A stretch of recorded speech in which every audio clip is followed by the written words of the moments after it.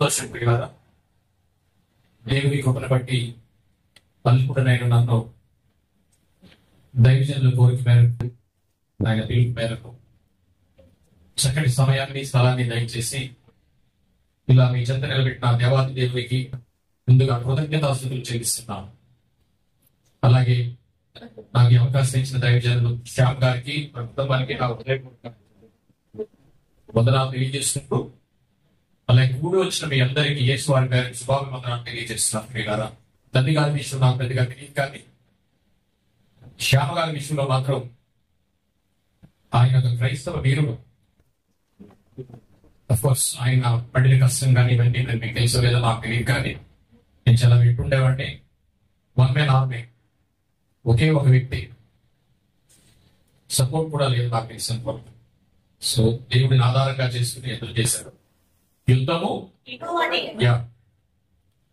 యెహోవాదే. మనం కరెక్ట్ గా శ్యామ్ గారి విషయంలో చూడాలంటే యుద్ధం యెహోవాదే. ఒక వాక్యాన్ని చదువుకుందాం. అమ్మగారి విషయంలో పెద్దగా తెలియకపోయినా ఆవిడ చేసిన పరిచర్య ఇప్పుడు కాకుండా ముందు కూడా వెళ్తాం. నైగా వచ్చి మా చర్చిలో చాలా చక్కటి వాక్యాన్ని చెప్పి చాలా మందిని ఉత్తేజపరిచారు. నేను చాలా సంతోషించాను. అలాగే నాకు ఇచ్చిన సమయాన్ని త్వరగా వెళ్ళి ఏదో ఒక విషయాన్ని పాటించుకోవాలి. దేవుడు నాకు అందించిన వాక్యాన్ని బట్టి ఒక మూల వాక్యంగా చదువుకుందాం. యోహాను సువార్త 11వ అధ్యాయము 25-26 చదువుకుందాం. యోహాను సువార్త 11వ అధ్యాయము 25-26 చదువుకుందాం. అందుకు యేసు పునరుద్ధానమును జీవమును నేనే, నా యందు విశ్వాసం ఉంచువాడు ఏంటమ్మా చనిపోయినను బ్రతుకును. బ్రతికి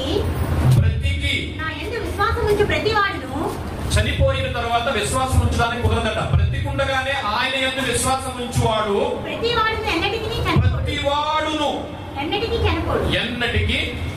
చనిపోడు. జీవమును నేనే, నా యందు విశ్వాసం ఉంచువాడు ఏంటమ్మా చనిపోయినను బ్రతుకును. బ్రతికి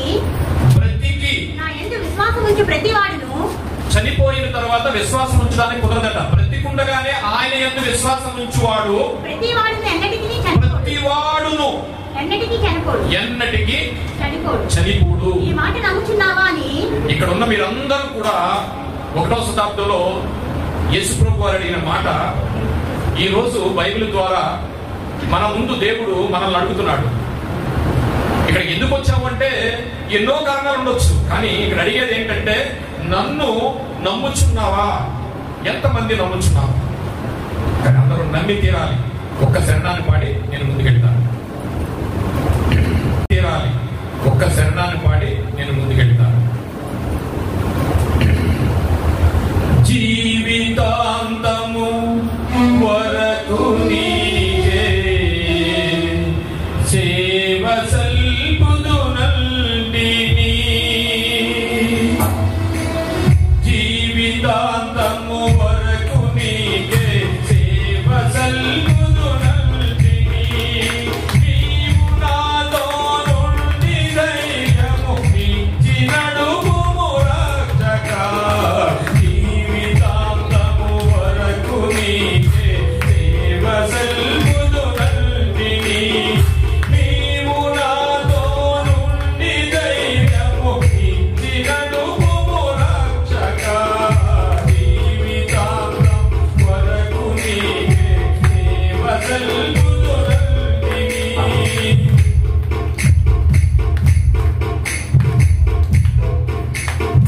ఎన్ని ఆటంకములున్నను ఎన్ని భయములు కలిగినా, ఎన్ని ఆటంకములున్నను ఎన్ని భయములు కలిగినా, అన్ని పోవును నీవు నాగడ ఉన్న నిజమిని రక్షక,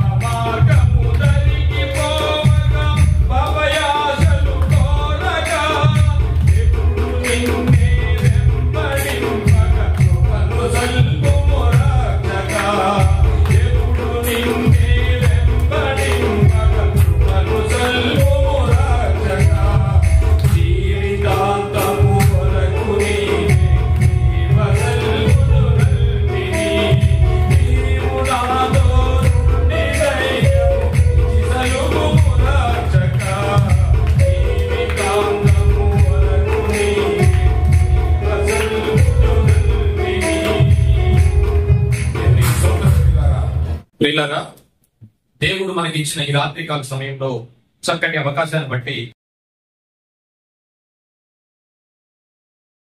చదివిన వాక్యాన్ని బట్టి బ్రతికి నా యందు విశ్వాసం ఉంది ప్రతివాడు మీ అన్నిటికీ చనిపోడు, ఈ మాట నమ్ముచున్నావా అని ఆమెను అడిగాను. ఈ రోజు మనం అడుగుతున్నాడు.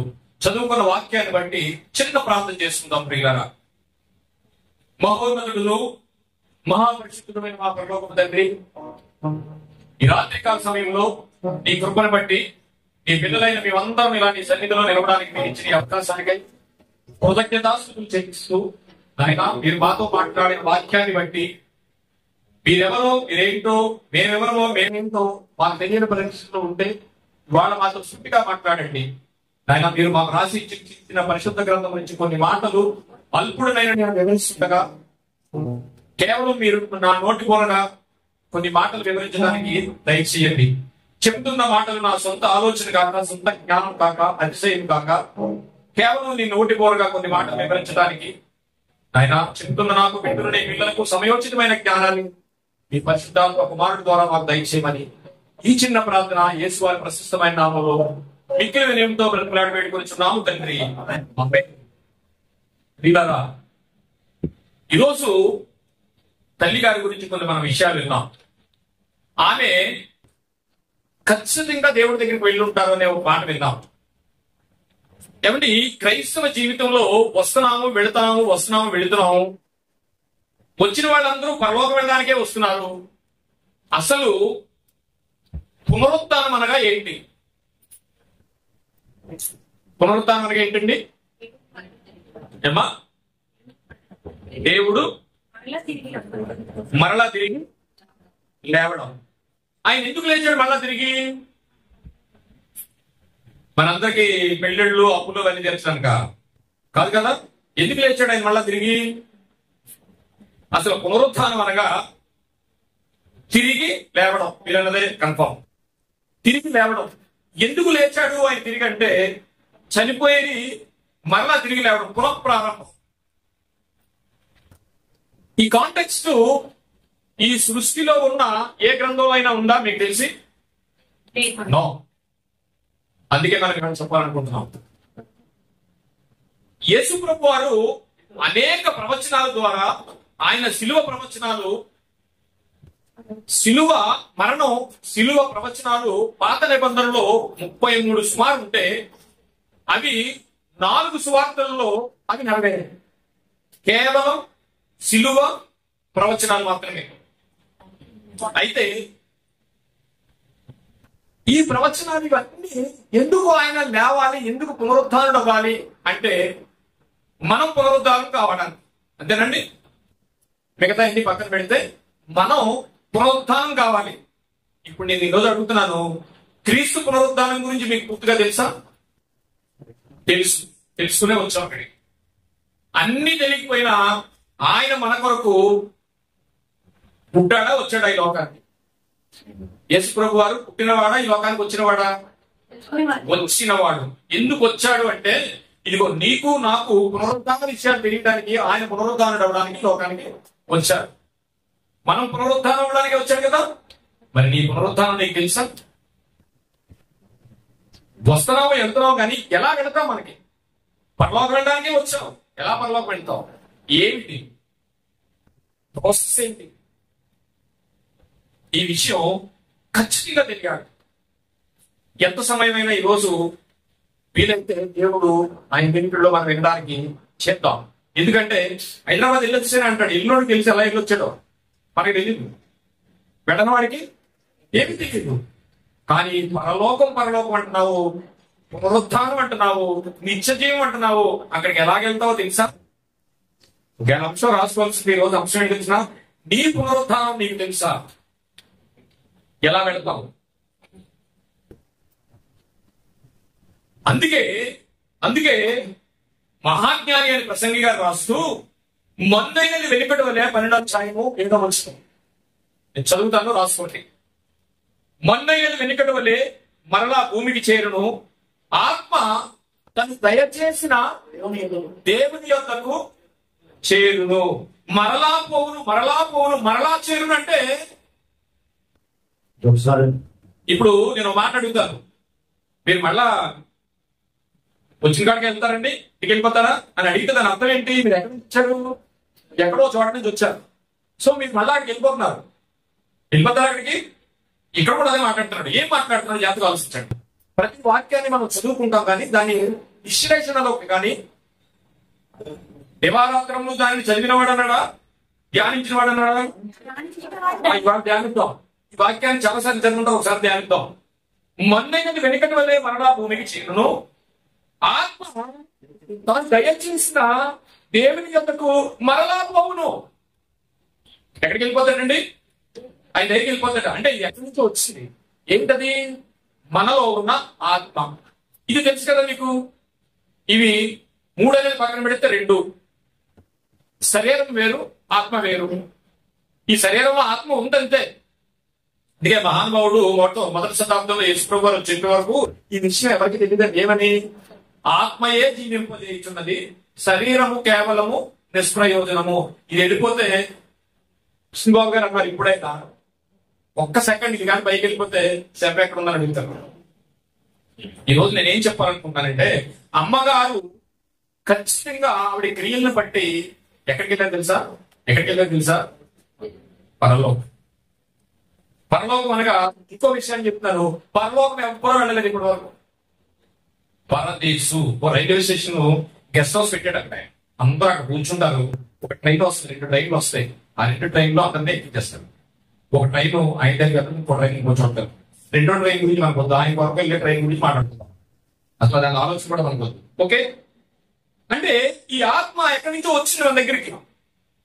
అదే అంటాడు ఆయన, జగట మనతో మనం చేసి జీవవాయువు నూదగా జీవాత్మ ఆయను. అంటే ఎక్కడి నుంచి వచ్చింది? ఒక చోట నుంచి ఆత్మ వచ్చింది, మళ్ళా ఆయన దగ్గరికి వెళ్ళిపోతాడ. ఈ రోజు మన అంశం ఏంటండి? మన పునరుద్ధానం నాకు తెలుసా? మనం ఎలాగెళ్తామో, యేసుప్రభు వారు వచ్చారు, వెళ్ళారు, మనం కూడా అందుకే చేస్తున్నాం. ఆ ఆలయానికి వస్తున్నాం, వెళుతున్నాం. ఎలా వెళ్తాం పరలోకం? చనిపోతున్నారు, పెట్టులో పెడుతున్నారు, ఎలాగ తిరిగి వెళ్తారు? ఆ పరలోకం ఎప్పుడు వస్తుంది? ఎప్పుడు వెళ్తాం? మట్టి కనుక మట్టి అయిపోయింది, ఆత్మ ఎక్కడికి వెళ్ళిపోయింది? తను దయచేసిన ఆయన దగ్గరికి వెళ్ళిపోయింది. ఆత్మ వెళ్ళిపోయిన తర్వాత అసలు మనం ఎక్కడి నుంచి వచ్చామో మనకు తెలియాలని అనుకుంటే, యోహాను సువార్త 3వ అధ్యాయము 13వ వచనం. యోహాను సువార్త 3వ అధ్యాయము 13వ వచనం. మరియు పరలోకము నుండి దిగి వచ్చిన వాడే అనగా పరలోకములో ఉండు మనిషి కుమారుడే తప్ప పరలోకమునకు ఎక్కిపోయిన వాడు ఎవడూ లేడు. అంటే ఇంకా ఏ మనిషి కూడా పరలోకం పరలోకం పరలోకం వెళ్దాం అనుకుని మనం క్రైస్తవ జీవితాన్ని నడుపుతున్నాం. మనం ఇంకా ఎవరు పరలోకం వెళ్ళలేదట. అంటే ఆదాము నుంచి ఇప్పటి వరకు ఎంతమంది చనిపోయారు అంటే ఎన్నో కోట్ల మంది చనిపోయారు, ఎవరో పరలోకం వెళ్ళలేదట. ఎక్కడున్నారు మరి? జాగ్రత్తగా మీ హృదయాలను, ఎన్నో మనకు ఉంటాయి, ఎన్నో బాధలు ఉంటాయి, ఇన్సూరెన్స్లు ఉంటాయి, అన్ని ఉంటాయి, చాలా ఆనందాలు కూడా ఉంటాయి. కానీ ఇవన్నీ క్షయమైపోతాయి. ఈ రోజు మనం తెలుసుకునేది మాత్రమే ఉంటుంది. ప్రియులారా, జాగ్రత్తగా వినండి. ఈ మాటల్లో ఒక్కటి కూడా ఒళ్ళు కాదు. మీ ఇన్సూరెన్స్ మీకు వస్తుందో లేదో నాకు తెలియదు, కానీ ఈ రోజు మీరు వినబోయే మాటలు మాత్రం మీకు జరిగి తీరుతాయి.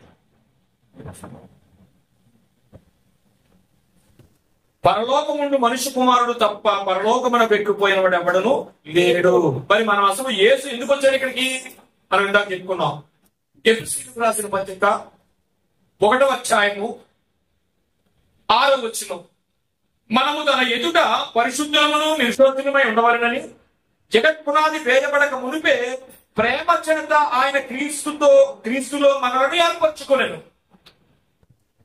ఎక్కడి నుంచి వచ్చినట్టు ఆయన? పరలోకంలో. మనం కూడా గమనించండి ప్రియులారా, నేనేం చెప్పాలనుకుంటానంటే, మీకు యేసు ప్రభు వారి జర్నీ అంతా తెలుసు మనకి. ఆయన ప్రయాణం చూడండి ఎలా ఉంటుందో. పరలోకం నుండి భూమి మీదకి వచ్చాడా? ఇది ఫిక్స్డ్. వచ్చాడు, భూమి మీద మరణించి పరదేశం వెళ్ళాడు. ఆయన పరదేశం నుంచి మరలా భూమి మీదకి వచ్చాడు, అప్పుడు పరలోకం వెళ్ళాడు. ఇది గుర్తుంచుకోండి. అలాగే మన జర్నీ కూడా ఎక్కడ చెక్కు చెదరదు ప్రియులారా. ఈ లోకంలో క్రైస్తవ జీవితాన్ని ఆలోచిస్తున్న మనం కూడా మన జర్నీ కూడా అలాగే ఉంటదండి. జర్నీలో తేడా ఉండదండి. జర్నీలో తేడా ఉండదు. అందుకే పిల్లరా, మొట్టమొదట యేసు ఎవరికి కనిపించాడు అంటే పరలోకం గురించి ఒక క్లారిటీ మనకు తెలియాలనుకుంటే యోహాను సువార్త 20వ అధ్యాయము 17వ వచనంలో యేసు ఆమెతో, నేను ఇంకనూ తండ్రి యొద్దకు ఎక్కిపోలేదు కనుక నన్ను ముట్టవద్దు అన్నాడంటే ఆయన పునరుద్ధరణ అయిపోయాడు, వెళ్ళిపోయాడు, చనిపోయిన వెంటనే మరణించిన వెంటనే పరదేశం వెళ్ళాడు, దొంగలు తీసుకెళ్లాడు, మళ్ళా భూలోకం వచ్చాడు, భూలోకం మీద ఉన్నాడు, కానీ పరలోకానికి వెళ్ళలేదు. అందుకని ఈ విషయం తెలియడానికి రిఫరెన్స్ మీకు ఎందుకు చూపిస్తాను, నన్ను ముట్టుకోవద్దు, నేను ఇంకా తండ్రి దగ్గరికి ఎక్కిపోలేదు అంటే కొంతకాలం ఆయన ఇక్కడ తండ్రి దగ్గరికి వెళ్ళకుండా ఉన్నాడు అనే విషయం ఆయన తెలుస్తుంది. చాలా జాగ్రత్తగా ఆలోచించండి. ఇక ఏదన్నా విషయాలుంటే పక్కన పెట్టండి. నేను చెప్పాను కదా, ఈ సృష్టిలో ఉన్న ఏ విషయం మీకు కూడా రాదు, ఏ విషయం మనకు అవసరం ఉండదు, కానీ వాడని మొత్తం ఎలా జరుగుతుందో ఈ విషయం మాత్రం అక్షరాల నీ జీవితంలో నీకు నాకు జరుగుతోంది. అంటే ఈ రోజు చాలా అవసరమైన విషయాలు దేవుడు పుటం పెట్టిన కొన్ని విషయాలు మనం తెలుసుకుంటున్నాం అన్నమాట. గమనిద్దాం పిల్లరా. ఇప్పుడు మనం ఏం తెలుసుకున్నాం అంటే యేసు ప్రభు వారు కూడా ఆయన పరలోకం జర్నీ మనకు అర్థమైంది. ఆయన పరలోకం నుంచి వచ్చాడు, మరణించిన తర్వాత పరదేశం వెళ్ళాడు, పరదేశం నుంచి మళ్ళా భూమి మీదకి వచ్చాడు, భూమి మీద నుంచి పరలోకం వెళ్ళాడు. ఈ జర్నీ గుర్తుంచుకోండి. అయితే ఈ విషయాన్ని తెలిసిన ఒక చాలా పెద్ద ఆయన ఒక మాట మాట్లాడుతున్నాడు చూడండి. ఈ విషయాన్ని తెలిసిన ఒక ఆయన, చాలా పెద్ద ఆయన, ఆయనకి ముందే తెలిసిపోయింది యేసు ప్రభు వారి కంటే ఇంచుమించు 2500 సంవత్సరాల క్రితం బైబిల్లోనే చాలా గొప్పవాడు, బైబిల్లోనే అందరికంటే బుద్ధుడైన యోబు గారు మాట్లాడుతున్న విషయాన్ని ఒకసారి చూద్దాం.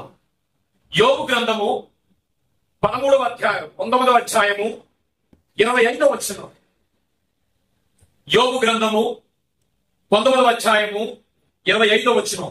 అయితే నా విమోచకుడు సజీవుడనియు, ఎవరి విమోచకుడు?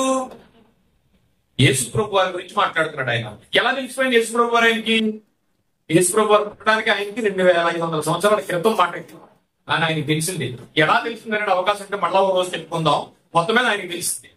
ఆయన ఏం మాట్లాడుతున్నాడు చూడండి. తరువాత ఆయన భూమి మీద నిలిచిననియు నేను ఎరుగుదును. 26 ఇలాగూ నా చర్మము చిక్కిపోయినను. యోబు గారినట స్నేహితులందరూ వచ్చి తిడుతుంటే యోబు గారు మాట్లాడుతున్న మాట ఇది. ఇలాగూ నా చర్మము చిక్కిపోయినను, తరువాత శరీరంతో నేను దేవుని చూసేదను, నా మట్టుకు నేనే చూసేదను, మరి ఎవ్వరూ కాదు, నేనే కన్నుగా ఆయన చూసేదను, నాలో అంతరేంద్రియములు కృషించుచున్నవి, అయినా నేను ఆయన చూస్తానని చెప్పి మన విషయం ఏమర్థమైందంటే, ఇక ఒక రోజు వస్తుందంట, ఆ రోజునంట మనం ఆయన అంట యేసు ప్రభువుని చూస్తాడట. ఇగో ఆయన ప్రత్యక్షంగా ఆయన శరీరంతో, నా శరీరంతో నేను చూస్తానంటాడు. ఇదేంటిది? ఎప్పుడు యోబు గారు, ఎప్పుడు యేసు ప్రభు వారు ఆయన నేను చూస్తాడంట. అయితే ఈ విషయాన్ని పౌలు గారు మాట్లాడుతూ చాలా అర్థమయ్యేటట్టు కొరింథీ సంఘానికి ఒక మాట చెప్తాడు చూడండి. కొరింథీలకు రాసిన పత్రిక 15వ అధ్యాయం 44వ వచనం. ప్రకృతి సంబంధమైన శరీరంగా వ్యక్తపడి మన గురించి చెప్తాడు అనమాట అండి. ఈ రోజు నేను ఏం చెప్పాలనుకున్నానంటే అండి, మనం పరలోకం వెళ్దాము, పరదేశం వెళ్దాము, దేవుడి దగ్గరికి వెళ్దాం అని అనుకుంటాం, కానీ ఈ ప్రాసెస్ ఇక ఇక్కడ చచ్చిపోతే అలా పరలోకం వెళ్ళిపోయేది కాదండి. దేవుడు చాలా ప్రణాళికతో, ప్రాసెస్ తో, చాలా చక్కగా, అనంత జ్ఞాని అయిన దేవుడు ఈ మరణం తర్వాత నువ్వు ఎలా చేరుతావు దేవుడి దగ్గరికి అనేది చాలా కరెక్ట్ గా ప్రాసెస్ పెట్టాడు. ఈ ప్రాసెస్ మనకు తెలియకపోతే మన విశ్వాసం బలంగా ఉండదు. ప్రియులారా, ఎలా వెళ్తామా? చచ్చిపోతున్నాం, పెట్టులో పెడుతున్నారు, వారు పెడుతున్నారు, వెలిసైపోతున్నాం. అసలు ఎప్పుడు వెళ్తుంది అది? ఎలా వెళతాం? చాలా జాగ్రత్తగా మీ హృదయాలని దేవుని వైపు తిప్పుకొని మాటలు వినండి పిల్లారా. ప్రకృతి సంబంధమైన శరీరముగా విత్తబడి ఆత్మ సంబంధమైన శరీరముగా లేపబడును అని చెప్తున్నాడు. ఏం చెప్తున్నాడంటే ప్రకృతి సంబంధమైన శరీరముగా విత్తబడి. కాబట్టి దేవుడు ప్రకృతి నుంచే చేశాడు మన ఆదికాండంలో, ఓకేనా? రైట్. ఆత్మ సంబంధమైన శరీరంగా లేకపోబడుతుంది. ఇప్పుడు మన భౌతిక కాయాన్ని ఏం చేస్తారు? భౌతికమైన క్రియలతోనే తీసుకెళ్ళి మనం పెట్టేస్తారు కదా. అదట ప్రకృతి సంబంధంగా విత్తబడిన ఆత్మ సంబంధమైనదిగా లేస్తుందట. దేవునికి స్తోత్రం. ఎందుకు పడ్డాడు అనుకున్నాడండి అది కష్టాలు? యేసు వారు యేసు ప్రభు వారు వచ్చేసి ఏదో చేసినట్టు వెళ్ళిపోయాడు కాదండి. ఈ ప్రాసెస్ జరగాలంటే నువ్వు మళ్ళా ఎవరైతే నిన్ను నిర్ణయించుకున్నారో ఆయన దగ్గరికి నువ్వు పరిశుద్ధుడిగా వెళ్ళాలంటే ఆయన ఏం చేయాలి?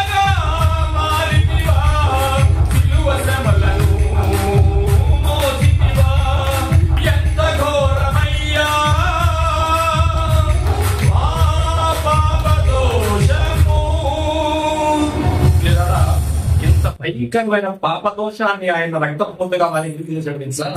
పరిశుద్ధుడిగా మనం ఆయన ముందుకు పెట్టడానికి. అలాంటి ప్రాసెస్ మామూలు ప్రాసెస్ కాదు పిల్లరా. ఏదో వచ్చాము, వెళ్ళాము, మరణిస్తాము, పరలోకం వెళ్ళిపోతాము కాదండి. చక్కగా ప్రణాళిక చేశాడండి. అదే చెప్తున్నాడు, ప్రకృతి సంబంధమైన శరీరముగా వెంటబడి ఆత్మ సంబంధమైన శరీరముగా లేపబడును. అంటే మనం అంట మట్టిలో పెట్టేస్తారట, అది ప్రకృతి సంబంధమైందట. కానీ మనం ఒక రోజట ఆత్మ సంబంధంగా లేస్తామట. పౌలు గారు పట్టణానికి చెప్తున్నారు, ప్రకృతి సంబంధమైన శరీరము ఉన్నదట. అంటే ఇప్పుడు మనకు ఉంది కనుక ఆత్మ సంబంధమైన శరీరం కూడా ఉన్నదట. ఇప్పుడు మన ప్రకృతి సంబంధమైన శరీరమా, ఆత్మ సంబంధమైన శరీరమా?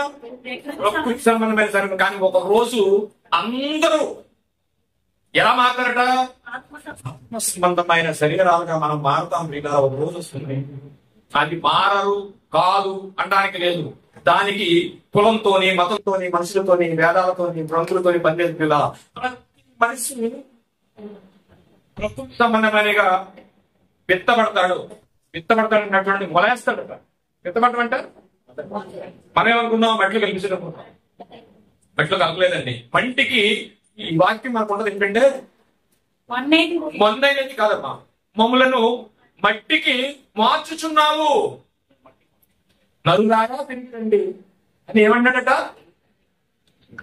మంటికి మార్చుచున్నావు. మనం చదువున్నప్పుడు జాగ్రత్త కావాలంటే మంటికి ఏం చేస్తుంది? మట్టిలో కనిపెడుతున్నాడు అనుకున్నాం మనం. కాదు, మంటికి మార్చుచున్నాడు, మట్టిలో పెడుతున్నాడట. ఆత్మ సంబంధంగా అంటే 42 వచ్చిన మృతుల పునరుద్ధానము అలాగే శరీరం క్షయమైనదిగా విత్తబడి అక్షయమైనదిగా లేపబడును. మన శరీరం ఎలాగైతే ప్రకృతి సంబంధంగా విత్తబడుతుందో ఆయన విత్తబడుతున్నారు. మన మరణాలు కూడా నిద్ర అంటాడు. పెట్టిలో పెట్టి మట్టిలో పెట్టేసిందనేమో విత్తబడుతుంది అన్నాడు. చూసారా పదాలు ఎలాగున్నాయో? మొలేస్తున్నాడట, ములుస్తున్నాడు, విత్తనం పాతాడట. అలా మాట్లాడుతున్నాడు. అసలు ఇంత ప్రాసెస్ ఎందుకు చేయాల్సి వచ్చింది? ఎంత ప్రాసెస్ ఎందుకు చేయాల్సి వచ్చిందంటే మీరు ఒక అదే అంటున్నాడు కొరింథీయులకు మాట్లాడుతూ 15వ అధ్యాయం, మొదటి కొరింథీ 15వ అధ్యాయం 51 వచ్చును. జాగ్రత్తగా రాసుకోండి ప్రియులారా, ఇది చాలా అవసరం. కాబట్టి ఇదిగో మీకు ఒక మర్మం తెలుపుచున్నాను, మనం అందరం నిద్రించము కానీ ఒక రోజు వస్తుందట. ఆ రోజు అంటే చాలా విచిత్రంగా ఉంటుందట. అంటే అందరూ మరణించే వెళ్తారంట, కొంతమంది మరణించారట. ఒక కాలం వస్తుంది, రేపు ఏం జరుగుతుందో మనకు తెలీదు. ఈ రాత్రికాల సమయంలో ఆయన రాకడ సిద్ధమైతే ఈ రాకడలో మనందరం ఏం చేస్తామంట? ఎత్తబడతామంట, మరణించమంట. ఇది కూడా గుర్తుంచుకోండి. ఇదిగో మీకు ఒక మర్మము తెలుపుచున్నాను, మనం అందరం నిద్రించము కానీ నిమిషంలో ఒక్క రెప్పపాటున కడబోరం రోగగానే మనందరము మార్పు చెందుదము. అంటే మరణం ఉండదు. అలాంటి రోజు వస్తే మనకు మంచిదేమో. ఆ టైంకి ఎలా ఉండాలి? ఒక మాట అంటాడు, కుటుంబంలో ఆరోగ్యం కొలబెట్టేసుకుని సర్లే రేపు చెప్తాను, పిల్లలు ఉన్నారులే అంటాడు. ఆ రాత్రికాల సమయంలో ఆయన రాక సిద్ధమైతే నువ్వు సమాధానం కలిగి కదా. అందుకే దేవుడు ఏమన్నా ఇచ్చినా, నీ భార్యతో గొడవ పడ్డావా, నీ భర్తతో గొడవ పడ్డావా, నీ సహోదరుడితో గొడవ పడ్డావా, ఇంకెక్కడైనా నువ్వేమన్నా అవస్థ జరిగిందా, ఎవరితో సమాధానం లేదా, ఆ రాత్రి పడుకునేటప్పుడు సమాధానం పడిపోయి. ఎందుకంటే ఆ రాత్రే ఆయన రాకొస్తే నువ్వు ఎక్కడికి వెళ్ళిపోతావు? చాలా జాగ్రత్తగా ఉండాలి. అందుకని కుటుంబంలో అనేక కలహాలు వస్తుంటాయి. వెంటనే సమాధానం పడుకోండి. సూర్యోదయం ముందే అన్నాడు. అందుకే ఏమన్నాడండి? నీ భర్తతో గాని, నీ భార్యతో గాని, సహోదరుడితో గాని ఏదైనా సమాధానం లేదా వెంటనే నువ్వు రాత్రి సూర్యోదయానికి ముందే ఏమైపోవాలి? సమాధానం పడిపోవాలి. కాకపోతే సమాధానం పడకపోతే నువ్వెంత క్రైస్తవుడైనా ఆయన రాకొచ్చేటప్పుడు సమాధానం లేకపోతే అసమాధానమైన పరిస్థితిలో వెళ్ళిపోతాం. ఇది కపట్టాలనట్లేదు, జాగ్రత్తగా ఉందాం పిల్లరా. అసలు ఇంత ప్రాసెస్ ఎందుకు చేశాడంటే, ఘనమైనదిగా విత్తబడి మహిమ కలగా లేపబడును, బలమైనదిగా విత్తబడి బలమైనదిగా లేపబడదు అని మనకు ఒక విషయం తెలిసింది. అసలు ఇంత ప్రాసెస్ ఎందుకు చేయవలసి వచ్చిందంటే, అసలు ఏం జరిగింది ఈ మనిషికి అంటే, ఒకనాడు ఆది కాండంలో దేవునికి మనిషికి ఉన్న బంధాన్ని తెంపేసుకున్నాం ప్రియులారా. తెగిపోయింది. ఆ బంధాన్ని కలపడానికి, ఆ తెగిపోయిన ఆ దానాన్ని ముడేయడానికి, ఆ తెగిపోయిన తాడుని మళ్ళా కలపడానికి యేసుక్రీస్తు వారు ఈ లోకానికి వచ్చి తన రక్తపు ముద్దగా మారి తన సమస్తాన్ని తగ్గించుకుని ఈ లోకానికి వచ్చి మనకి ఏం చేశాడంటే, ఇదిగో మనకు పునరుద్ధానం ఇవ్వడానికి ఆయన పునరుద్ధానం అయిపోయాడు. ఆయన పునరుద్ధానంలోకి మనం వెళ్తే తట్టుకోలేము ప్రియులారా. ఆయన పునరుద్ధానం ఇవ్వడానికి ఎంత కష్టపడ్డాడంటే తన సమస్తాన్ని వదులుకున్నాడు. 800 చిల్లర గాయాలు ఉన్నాయండి ఆయన బాడీలో. ఏంటండి 800 పై గాయాలు ఉన్నాయి బాడీలో. ఇందు విషయమైన ఎందుకంటే మనకి ఏం జరిగింది అంటే, అదే కొరింథీయులకు రాసిన పత్రిక 15:45 ఇందు విషయమై ఆదామును మొదటి మనుషుడు జీవింపజేయు ప్రాణి ఆయనని రాయబడి ఉన్నది. కడపటి ఆదాము జీవింపజేయు ఆత్మ ఆయను. అంటే ఆదాము గారి ద్వారా మనకు వచ్చిన మరణాన్ని తెగిపోయిన బంధాన్ని, తెగిపోయిన ఆ తాడుని ఆయన ముడేయడానికి ఏం చేశాడంటే మళ్ళా కలపడానికి ఆయన వచ్చాడు. అందుకనే 46వ వచనంలో ఏమంటాడంటే, ఆత్మ సంబంధమైనది మొదట కలిగినది, ఆత్మ సంబంధమైనది మొదట కలిగినది కాదు, ప్రకృతి సంబంధమైనది మొదట కలిగినది, తరువాత ఆత్మ సంబంధమైనది కలిగింది. అందుకే 47 ఏమన్నాడంటే, మొదటి మనుషుడు భూ సంబంధి అయి మట్టి నుండి పుట్టినవాడు, రెండో మనిషి పరలోకం నుంచి వచ్చినవాడు. ఎందుకు పరలోకం నుంచి వచ్చాడంటే పరలోకానికి మనం తీసుకెళ్ళడానికి. ఈ పునరుద్ధానం ఎలా జరుగుతుందనే ప్రాసెస్ మనం తెలుసుకున్నాం పిల్లల. అందుకే 15:48 కూడా ఆయన మాట్లాడుతారు, మట్టి నుండి పుట్టినవాడు ఎవడో వాడు ఎట్టివాడో, మట్టి నుండి పుట్టినవాడు అట్టివాడే, పరలోక సంబంధి ఎట్టివాడో పరలోక సంబంధులను అట్టివాడే. ఈ మాట అర్థమైందండి ఏమండి? మనం కూడా యేసును నమ్మితే మనం కూడా ఏం చేస్తాం, పరలోక సంబంధిగా మారుతాము. అందుకే 9లో కూడా ఆయన ఏమన్నాడంటే, మరియు మనము మట్టి నుండి పుట్టిన వారి పోలికను ధరించిన ప్రకారము పరలోక సంబంధమైన పోలిక కూడా ధరించాలంటే పరలోకం వెళ్ళాలంటే. నువ్వు పునరుద్ధానుడు కావాలంటే ఏం చేయాలంటే, మనము మట్టి నుండి పుట్టిన వారిని పోలికను ధరించిన ప్రకారము, అంటే ఆదాము గారి పోలికతో శరీరం ధరించిన మన పునరుద్ధానం ఎలా జరుగుతుందంటే, మనం పరలోకం వెళ్ళాలంటే మనకి ఏం కావాలంటే యేసు ప్రభు వారు ఎలాగైతే ఇందాక చెప్పాడు కదా, అమ్మ నా దగ్గరికి రాకుండా ఇంకా పరలోకం వెళ్ళలేదు అన్నాడు కదా, ధరించిన ప్రకారం పరలోక సంబంధి పోలికలు ధరించమంట మనం. అంటే యేసు ప్రభు వారు ఎలాంటి అక్షయ శరీరాన్ని ధరించాడో అలాంటి శరీరాన్ని ధరించవలసిన పరిస్థితి మనకు ఉంది. అలా ధరిస్తేనే అక్కడికి వెళతాం. అక్కడ వరకు మనం ఏం చేస్తున్నాడు, అసలు మనం చనిపోయిన మనం ఎక్కడ ఉన్నాం, ఏం జరుగుతుంది? 50 వచనం చదువుకుంటే, సహోదరులారా నేను చెప్పినది ఏమనగా, రక్తమాంసమును దేవుని రాజ్యమును స్వతంత్రించుకొననేరవు, క్షయత అక్షయతను స్వతంత్రించుకొనదు. అంటే మనం డైరెక్ట్ గా పరలోకం వెళ్ళడానికి ఈ శరీరం పనిచేయదు. అందుకనే పరలోకం వెళ్లే సమయం వరకు నిన్ను ఏం చేస్తున్నాడంటే, ఇగో ట్రైన్ వచ్చే ముందు గెస్ట్ రూమ్ లో ఉన్నట్టే ఆయన ఏం చేస్తున్నాడంటే మంటికి మార్చుతున్నాడు. మరి మట్టిలో పెడితే మనం మట్టి అయిపోతున్నాం కదండి. అంటే యేసు మట్టి అయిపోయినా ఆత్మ సంగతి మారుతాం. మామూలు ప్రాసెస్ కాదు పిల్లరా. ఏమిటి డైరెక్ట్ గా మాట చెప్పినా, ఒక కాలం వస్తుందటండి, ఆ కాలంలో ఏం జరుగుతుందో చూద్దాం. ఇకపోతే ఏంటి మనకి తెగిపోయిన సంబంధాలు మనం ఆలోచిస్తే పిల్లరా, ఆదికాండంలో చూస్తుంటే చక్కగా ఉంటాయని. ఆదికాండంలో అప్పుడు దేవుడైన యెహోవా చూసి చెడ్డలను ఎరిగినట్లు ఆదాము మనలో ఒకటి వాడాయను, కాబట్టి అతడు ఒకవేళ తన చెయ్యి చేసి జీవవృక్షమును కూడా తిని నిరంతరము జీవించునేమో అని దేవుడైన యెహోవా అతడు నేల నుండి తీయబడును, దాని సేద్యపరచుటకు ఏదైనా తోటలోకి పంపించాడు. అదే విధంగా నీవు నేలకు తిరిగి చేరే వరకు, ఆదికాండం 3:19 ఆదాము నువ్వు నేలకు తిరిగి చేరే వరకు నీ ముఖము చెమట కార్చి ఆహారం తిను, నేలకు నువ్వు తీయబడి తిరిగి కనుక నీవు మన్నే కనుక తిరిగి మన్నైపోదు అని చెప్పును, తిరిగి మన్నైపోదు అని చెప్పును. అందుకే అన్నాడు, నరులారా తిరిగి రండి అని చెప్తూ ఏమన్నాడంటే మంటికి మార్చుచున్నాడు. ఇప్పుడు మనల్ని ఏం చేస్తున్నాడండి, ఎప్పుడైతే ఆదాము గారు పండు తిన్నారో, పండు తినిన వెంటనే ఇదిగో ఆదాము మనలో ఒకటి వాడాయను, అంటే మంచి చెడ్డలన్నీ విషయం తెలిసిపోయింది. అక్కడ ఉన్న ఫలాలు ఏంటి, ఒకటి మంచి చెడ్డలు తెలియదు, రెండోది జీవఫలం. మంచి చెడ్డల ఫలం తిన్నవాడు జీవఫలం తినకుండా ఉంటాడా? మంచి చెడ్డల ఫలం ఏంటి, జీవఫలం ఏంటంటే ఒక మాటలో చెప్తారు. మంచి చెడ్డల ఫలం అంటే చెయ్యొద్దని పని చేస్తాడు, చేసినట్టు చచ్చిపోతానంటే చచ్చిపోలేదు. కానీ అక్కడ చచ్చిపోకుండా ఉండే ఫలం కూడా ఒకటి ఉంది. ఆ ఫలాన్ని తినేసాడు అనుకోండి, ఏమవుతాడు? పాపంలో ఉన్నవాడు పాపంలోనే ఉండిపోతాడు, వాడికి మరణం ఉండదు. ఆ పాయింట్ అర్థమైందండి? అర్థమైందా? ఎప్పుడైతే ఆదాము గారు తిన్నారో ఇక వెంటనే ఎవరి దేవుడు ప్రేమను మనం గమనించాలని గమనించవచ్చు. ఎందుకంటే మీ పిల్లాడు మీకు ఇష్టమైంది, మీకు విలువైంది ఒక వస్తువు కింద పడేసాడు అనుకోండి, ఏం చెప్తారండి? అప్పటికి ఎప్పుడు కొట్టుండో ఆయన తీసేస్తారు. ఎందుకంటే అంత విలువైంది పోగొట్టేసాడు. అక్కడ విలువైన పోగొట్టేసి అది ఒక యాసిడ్ అనుకుందాం, లేదా ఒక గాజు అనుకుందాం, పడిపోయింది. కదిలితే ఏమైపోద్ది? గుచ్చుకుపోతాయి. అప్పుడు మీరు ఏమంటారు? నాన్న పోతే పోయిందిలే, అక్కడే ఉంది, నేను అవుతాను అంటారా? కాదు. ఎందుకంటే ఎంత విలువైంది కనుక ఇంకేం ఆలోచించరు. ప్రేమ ఉండదు, ఏముండదు. కానీ ఆయన ప్రేమ తెలిసింది అక్కడ. నాన్న జరిగింది ఏదో జరిగిపోయింది, నువ్వు తప్పు చేసావు, తప్పు చేసిన నువ్వు జీవఫలంగా తినేస్తావు అనుకో, జీవఫలం తింటే నీకు విమోచన ఉండదు.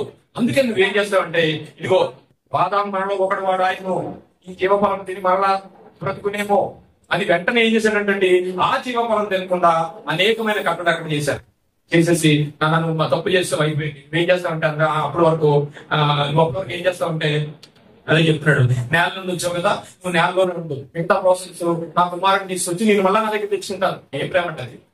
ఎవరి నిజంగా దేవుడు ప్రేమ మనకు అర్థమైందండి. ప్రేమ, యేసుని ప్రేమ, అది ఎవ్వరు కొలువలేనిది, నిజము అది కువి అందించలేనిది. ప్రేమ, యేసుని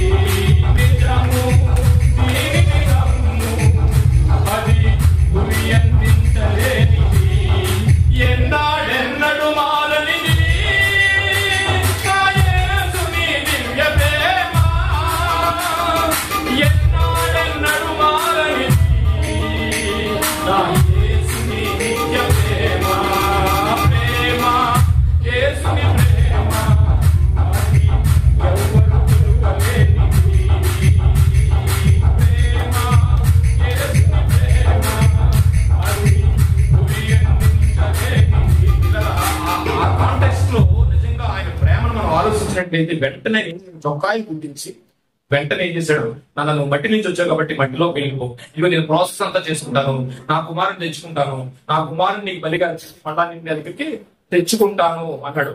ఈ విషయం మనకు అర్థం అవ్వాలంటే చాలా సార్లు చదువుకుంటారు. ఎపిసోడ్కి రాసిన పత్రిక 1వ అధ్యాయం 4వ వచనం చదవడం తొందరగా. ఎట్లనగా తన ప్రియునందు తాను ఉచితముగా తన కృపామహిమకు కీర్తి కలిగినట్లు దయా సంకల్పము చొప్పున, ఏమండి ఎంత పాపం చేసి నశించిపోయినా తన దయా సంకల్పము చొప్పున యేసుక్రీస్తు ద్వారా తన కుమారుడుగా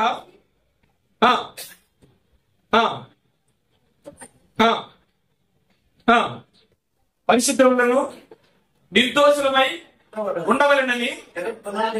ఏమండి ఈ వాక్యాన్ని చదువుకుంటూ వెళ్ళిపోయేమో చాలా జాగ్రత్తగా వీలైతే తర్వాత రీడ్ చేయండి. పరిశుద్ధులుగా జగత్పునాది వేయబడక ముందే మనం నిర్ణయించుకుని క్రీస్తు ద్వారా మనం నిలబెట్టాలనుకుని తన ప్రేమ చేత కేవలం ప్రేమ చేతనే మనకి ఈ ప్రాజెక్ట్ పెట్టాడండి. ఆయన క్రీస్తులో మనలను ఏర్పరచుకోలేను. ఏమిటి చూసారంటే ఎలా ఉందో, ఎంత ప్రేమ అంటది. ఏదో అయిపోయిందని బిల్లే లేదండి, మళ్ళా మనం తెచ్చుకుని ఒక పెద్ద ప్రణాళికను పెట్టి తన కుమారుడి ద్వారా మనం తెచ్చుకోవాలనుకున్నాడు. ఈ రోజు లోకం దేవుడైతే ఎందుకు మరణించాలండి అని అడుగుతుందండి. దేవుడైతే ఎందుకు మరణించాలి? ఏం ఉష్కాకంటే అయిపోదా? హోమాంకాలంటే అయిపోదా? అడి లేవా? ఇలా అయిపోతుంది కదా, ఎందుకు మరణించాలి అని లోకం అడుగుతుంది పిల్లారా. కానీ సత్యమైన దేవుడు సమాధిలో ఎందుకు ఒదిగాడో మనకు అర్థమైతే, మనం చెప్పనండి, సత్యమైన దేవుడు సమాధిలోకి ఎందుకు ఒదిగాడు అంటే ఆ అంశంలోకి మనకు వెళితే పిల్లరా, ఆయన మనిషి ఎలా బ్రతకాలో చూపించాడు. ఉన్న 33.5 సంవత్సరాల్లో ప్రతి అడుగు ఆచితూచి వేచాడు. ఆ అడుగు, ఆ మాట మానవ జీవితానికి అనేకమైన మార్గాలుగా చూపించడం జరిగింది పిల్లరా. అయితే మనిషి ఈ మరణం గురించి పెద్దగా ఏం ఆలోచించట్లేదు తెలుసండి. మనం ఉన్నాం, ఒక మనిషి చనిపోతే పెద్దగా ఏం ఆలోచన లేదు. మన జీవితంలో మానవ జీవితంలో ముఖ్యమైనవి రెండు ఉంటాయండి. ఒకటి జన్మం, రెండు మరణం. బర్త్డే చేసుకున్నాం ఈజీగా, మరణం కూడా చేసేసుకుంటారు. చనిపోయాడు అనుకోండి కాసేపు చూస్తారు, ఏడుపులు ఇవన్నీ కాసి మామూలే. ఈ మధ్య అది కూడా లేదు, సౌండ్ కూడా రాదు. కోవిడ్తో అందరం ముదిరిపోయాం, అది ఏడక్కర్వద్దు. ఎందుకంటే ఇంకా అప్పుడు అలవాటు పడిపోయాం కదా.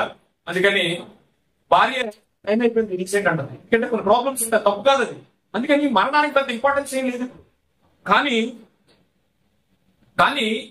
మరణం గురించి ఆయన ఏమంటున్నాడంటే చక్కగా రాశారు ప్రసంగి గ్రంథంలో 7వ అధ్యాయంలో, సుగంధ తైలం కంటే మంచి పేరు మేలు, ఒకరి జన్మదినం కంటే మరణం మేలు. అంటే విందు జరుగుతున్న వారి ఇంటికి పోవుట కంటే ప్రలాపించి వారింటికి ఎందుకు వెళ్ళిపోమన్నాడంటే, విందు జరుగుతుంది అనుకోండి, వచ్చాను ఎగ్జాంపుల్ చెప్తాను. విందు జరుగుతుంది అనుకోండి, అక్కడికి వెళ్ళి అనుకోండి, కొంతమందికి విందుకి వెళ్ళి వచ్చిన తర్వాత ప్రాణం సుఖం ఉండదు. ఎందుకు తెలిసిన మీకు లేని చీరలు అక్కడ ఉన్నాయి,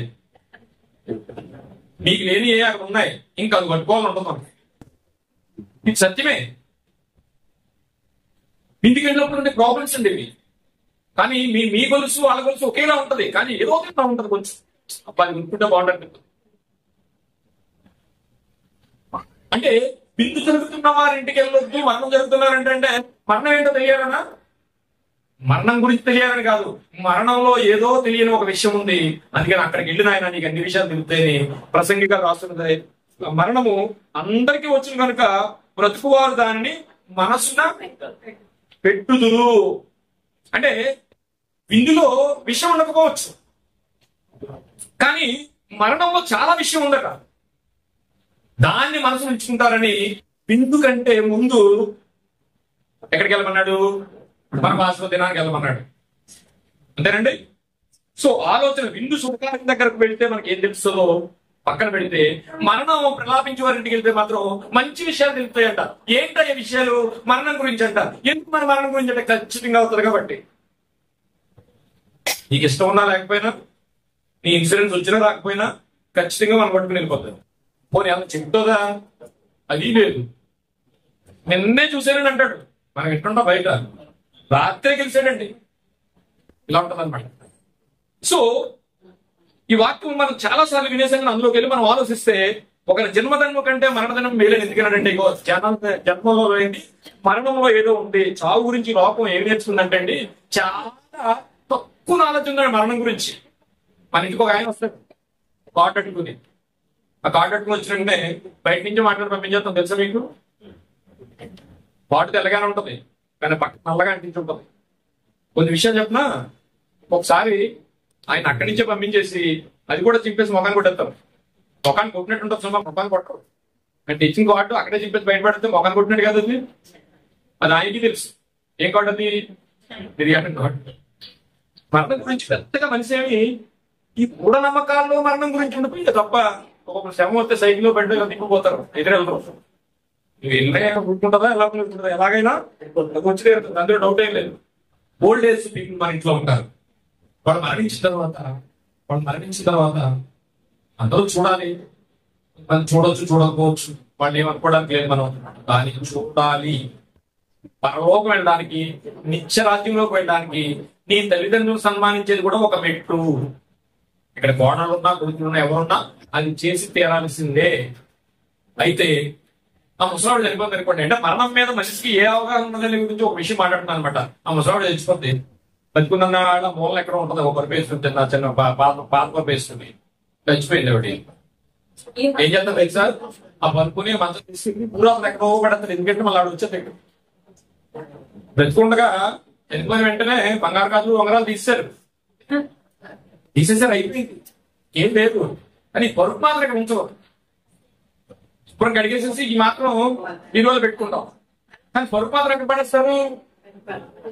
ఇదేనా మరణం మీద ఉన్న ఆలోచన మనిషికి? కాబట్టి నువ్వు మాట్లాడుతారు, ముసలావిడ అయితే, పెద్దవాడు అయితే, ఆడవాళ్ళు అయితే వాళ్ళకి బంగారం ఇస్తావా, పరుపిస్తావా? బంగారం ఇస్తే అడుగు మీద అవుతుంది. ఈ నాలెడ్జ్ నేను ఎందుకు చెప్తానంటే, మరణం మీద మనిషికి అవగాహన ఉందంటే ఇగో ఇలాగే ఉంది అవగాహన. మనిషికి మరణం మీద అవగాహన లేదంటే జన్మలో అనేది ఖచ్చితంగా మరణంలో మనకు కనిపిస్తుంది కదా. భూమి మీద ఉన్నంత వరకు క్రైస్తవుడు అయిన వారు ఖచ్చితంగా ఈ కొలతలు తెలిసి ఉండాలి. ఆ లోకాల కంటే కనిపించేది కాదు. మనుషులు ఏమంటున్నారంటే, ఆ లోకాలు ఉంటే మాకు చూపించండి అంటున్నారంటే జ్ఞానం తెలిసిన వారు. కానీ అవి మనిషికి చూపించే, కంటికి కనిపించే లోకాలు కాదనే విషయం వాళ్ళకి తెలియదు కనుక మనం ఏం చేయాలి? ప్రార్థన చేయాలి అనమాట అండి. ఈ మనం మాట్లాడుకునే మాటలో పిల్లరా, ఇప్పుడు యేసు ప్రభు అందుకే యోహాను సువార్త 14:6 ఆయన ఏమంటే, నేనే మార్గమును సత్యమును జీవమును, నా ద్వారా తప్ప ఎవడను. ఇది చాలా సునాయాసంగా చదువుతామండి. ఇప్పుడు నువ్వు పునరుత్థానుడు కావాలంటే ఏం చేయాలంటే, ఆయన ద్వారా తప్ప ఇంకెక్కడ లేదు. నేను వెళ్ళి నీకు స్థలము సిద్ధపరచను, నేనుండు స్థలంలో మీరును ఉండులాగున మరలా వచ్చి మనందరూ దేని గురించి ఎదురు చేస్తున్నాం అండి? దేని గురించి ఎదురు చూస్తున్నాం మనం అంతా? క్రైస్తవ ప్రపంచం భూమి మీద ఉన్న ప్రతి క్రైస్తవుడు దేని గురించి ఎదురు చూస్తున్నాడు? ఇదిగో ఆయన మరలా వస్తాడట. ఆ మరలా వచ్చే దాని గురించే రెండవ రాకడ, దాని గురించే క్రైస్తవుడు నిరీక్షణ. అప్పుడే జరుగుతుంది అసలు విషయం. అప్పుడు ఆయన వచ్చి మనం తీసుకెళ్తాడు. ఈ సిస్టమ్ అంతా ఎందుకంటే అప్పుడు వరకు మనం వెయిట్ చేయాలి. నేను వెళ్ళి మరలా వచ్చి నా యొద్ద నుండి, అదే రెండవ రాకడ, మిమ్మును కూడా నా యొద్దకు తీసుకెళ్తాను. అప్పుడే పునరుత్థానం జరిగింది. ఎలా జరుగుతుంది? ఎప్పుడు జరుగుతుంది? చూద్దాం పిల్లల. అందరూ ఒకసారే వెళ్తారా అంటే, పరలోకం అనేది అందరూ ఒకసారే వెళ్ళాలి. పరలోకం అందరూ ఒకసారే వెళ్ళాలి. అందుకే మన్నయ్య వెనుకటి వలె మన్నైపోవును, ఆత్మ తను దయచేసిన దేవుని దగ్గరికి క్షణములో పోవునట. అంటే ఆత్మ ఒక మాట అనుకుందాం, క్లారిటీ తీసుకుందాం. మరి క్రైస్తవులు ఉన్నారు, రకరకాల వాళ్ళు ఉన్నారు. అంటే ఎవరు తెచ్చిపోయిన దేవుడి దగ్గరికి వెళ్ళిపోతారా? ఎవరి ఆత్మ అయినా వెళ్ళిపోతా? ఈ చిన్న క్లారిటీ చెప్తారు. ఇది నిజమే. ఎలా అంటే, ఆత్మ తన దయచేసిన దేవుని దగ్గరికి వెళ్ళిపోయారు. నీ ఆత్మ, నా ఆత్మ, అందరి ఆత్మ ఆయనే దయచేశాడు. జాగ్రత్తగా. ఇప్పుడు హైందవులు, ఇప్పుడు నేను ఉన్నాననుకోండి, మామూలు హైందవ స్థితిలో నేను ఉండలేదండి. నా చిన్నప్పటి నుంచి కూడా నా తల్లిని తీసుకుని తీర్థయాత్ర చేసేవాడిని. చిన్నప్పటి నుంచి నేను ఇంచుమించు 16 సార్లు అయ్యప్పకి వెళ్ళాను. భారతదేశంలోని గుళ్ళు ఎక్కడ ఏం లేవు నేను చూడాలి, లేవు. సో ఇక్కడ నేను చెప్పాల్సింది ఏంటంటే పిల్లరా, పెడతారా? అందరూ ఆత్మను లేకపోతాయా? అందరిది. తన దయచేసిన దేవుని వద్దరికి ఆత్మ పోవునంటే క్రైస్తవుడైన వాళ్ళదే కాదు, పాతాళము దేవుని ఆధీనం అనగా, దేవుని యొద్ద కనుక దేవుని ఆధీనంలోకి ఆత్మ వెళ్ళిపోతుంది. ఎవరు ఎక్కడ పుట్టినా, ఎవరు ఎక్కడ చనిపోయి పెట్టినా ఆత్మ ఎక్కడికి వెళ్తుంది? తన దయచేసిన దేవుని యొద్ద కంటే అందరిది వెళ్తుంది. ముస్లింలు, క్రిస్టియన్స్, అందరిది కూడా ఆత్మ ఎక్కడికి వెళ్తుంది? పాతాళంలోకి వెళ్తుంది. పాతాళం అనగా అది ఒక ప్రాంతము. మనకి ఎన్ని లోకాలు ఉన్నాయి? 3 లోకాలు ఉన్నాయి. చెప్పాలి, కొన్ని నేర్చుకోవాలి. వాడు 3 లోకాలు ఉన్నాయి. 4 అన్నారు ఎవరు? 3 ఏమా? 3 లోకాలు. 1 పరలోకం, 2 భూలోకం, 3 పాతాళం. ఏమండి? మొదటి ఆకాశం, రెండవ ఆకాశం, మూడవ ఆకాశం. మొదటి ఆకాశం దేవుడు ఉండేది, రెండవ ఆకాశం మనం ఉండేది, మూడో ఆకాశం పాతాళం. పాతాళంలోకి వెళ్ళిపోతుంది. ఇంకొక చిన్న క్లారిటీ ఇస్తాను. చాలా మంది మాట్లాడుకుంటే పాతాళానికి పోతాడంటారు. అంటే ఏంటంటే నరకానికి పోతాడు. ఈ వాడికి పోతే మనకు ఉంది ఏమా? అంతేనా? పాతాళం అనగా నరకం అని. పాతాళం అనగా 3వ లోకం. ఈ 3వ లోకంలో ఏముంటాయంటే పరదేశం ఉంటుంది, అందులో వేదన పొందు స్థలం ఉంటుంది, అందులో మళ్ళా అపవాదికి పెట్టిన విలామం ఉంటుంది. పాతాళంలో 3 ప్లేసులు ఉంటాయి. ఈ 3 ప్లేసులు అందరూ అక్కడే ఉంటారు. చనిపోయిన ఆత్మ, ప్రతి ఆత్మ పాతాళానికి వెళ్తుంది. పాతాళం అనగా నరకం కాదు, అది రైల్వే స్టేషన్ లో గెస్ట్ హౌస్, అది వెయిటింగ్ హాల్. పాతాళం అనగా వెయిటింగ్ హాల్, అక్కడే ఉంటారు అందరూ. ఆఖరికి వచ్చే ట్రైన్లో రకరకాల ట్రైన్లు వస్తాయి, ఏ ట్రైన్ ఎక్కించాలో దేవుడు డిసైడ్ చేస్తారు. సో ఎలా వెళ్తాది అని యేసు ప్రభు వారు చెప్తున్న మాట మనం ఆలోచించినట్టయితే, మత్తయి సువార్త 27:50 యేసు మరలా బిగ్గరగా కేక వేసి, చాలమ్మా, ఏమండి ఇక్కడ సమాధులు తెరవబడను ఏమండి? 1వ శతాబ్దంలో యేసు ప్రభు వారు శిలువ మీద మరణించిన వెంటనే బండలు బద్దలాయను, సమాధులు తెరవబడను, నిద్రించిన అనేకులు పరిశుద్ధుల శరీరం లేచును. జాగ్రత్తగా ఆలోచించండి. ఏమండి? సమాధులలో పెట్టిన వారు లేచట, సమాధులు బద్దలయ్యి పైకి వచ్చారటండి. ఆలోచించండి ఎలా ఉంటుందో. చదవమ్మా. సమాధులలో నుండి బయటకు వచ్చింటే, ఎప్పుడైతే ఆయన యాగం చేయాలనుకున్నాడో, బలియాగం చేయాలనుకున్నాడో, సిలువ మీద ఎప్పుడైతే మరణించాడో అక్కడతో ఆయన బలియాగం అయిపోయింది. ఆయన సిలువ మీద బాడీ అలాగే ఉంది, కానీ మరణించాడు, 100% ప్రాసెస్ చేశాడు. ప్రాసెస్ అయిపోయిన వెంటనే నీకు తెలియాలంటే ఏం చేయాలంటే, ఇగో పడిపోయిన వెంటనే పంటలు బద్దలాయను, భూకంపం వచ్చింది. ఇప్పటికీ కూడా అమెరికన్ జనరల్స్ రికార్డు ప్రియులారు. ఎందుకు వచ్చింది తెలిసిన? కొంత ప్రాంతంలోనే వచ్చింది. 0.7 అనుకోండి, ఇన్ని కిలోమీటర్ల దూరంలో భూకంపం రికార్డు అవుతుంది. కానీ అక్కడ అలా ఎక్కడ వాళ్ళు అక్కడ అయింది. ఎప్పటికీ కూడా అమెరికన్ జనరల్స్ లో రికార్డ్ గా ఉంది ప్రియులారు. అది చదువమ్మా. ఆయన లేచిన తర్వాత పరిశుద్ధ పట్టణంలో ప్రవేశించి అనేకులు అగ్గుపడిరి అండి, అనేకులకు అగ్గుపడిరి. ఇప్పుడు విషయం ఏంటంటమ్మా, మీరు చదువుకుంటే వెళ్ళిపోయారు కానీ ఏం జరుగుతుందో చెప్తాను. మన చర్చలో ఉన్నాం అక్కడ. యేసు ప్రభు గారు చనిపోయారు. చనిపోయిన వెంటనే మన పెద్దోడు ఉందని చనిపోయారట. వాళ్ళందరూ లేచి చర్చలోకి వచ్చారట. ఎలా ఉంటుందండి? మీరు ఉంటారా, పారిపోతారా? నేనైతే పరిగెత్తి వెళ్ళిపోతాను, మా తాత ఎవరైనా వస్తాయి. అదే జరిగింది. పరిశుద్ధులు లేచి ఏమన్నాడండి? సమాధులలో నుండి బయటికి వచ్చి ఆయన లేచిన తర్వాత పరిశుద్ధ పట్టణంలో ప్రవేశించి అనేకులకు అగపడింది. ఎవరికి అగపడ్డారు అండి? ఎవరో ముసలాయి నా దగ్గరికి వచ్చిన నాకు ఎలా తెలుస్తుంది? ఇది తెలియజేయడానికి దేవుడు మా తాతని పంపించాడు నా దగ్గరికి. అదన్నమాట. అర్థమైందండి? అనేకులకు అగపడినంటే ఎవరో వెళ్ళిపోతే నాకేం తెలుస్తుంది? మా తాతగారు వచ్చారు నాకు కనపడడానికి. అప్పుడు నాకు ఆ విషయం అర్థమైంది. వాళ్ళు ఏమని ఉంటారంటే, ఒరే బాబు మీరు సిలువ అనవసరంగా సిలువేయించారా, పరిశుద్ధుడు అయినా మంచోడు సిలువేయించారని చెప్తుంటారు. ఇది నమ్మనేమో అని యేసు ప్రభు వారు ఏ పునరుత్థానం అయితే నీకు జరగాలనుకున్నాడో ఆ పునరుత్థానాన్ని వెంటనే యెరూషలేము పట్టణంలో చూపించాడు పిల్లరా. అప్పుడు జరిగిన విషయం మామూలు విషయం కాదండి. ఏం జరిగింది తెలిసిన? అల్లాడిపోయింది 1వ శతాబ్దంలో యెరూషలేము పట్టణం అంతా. ఏమిటి తెలియదు.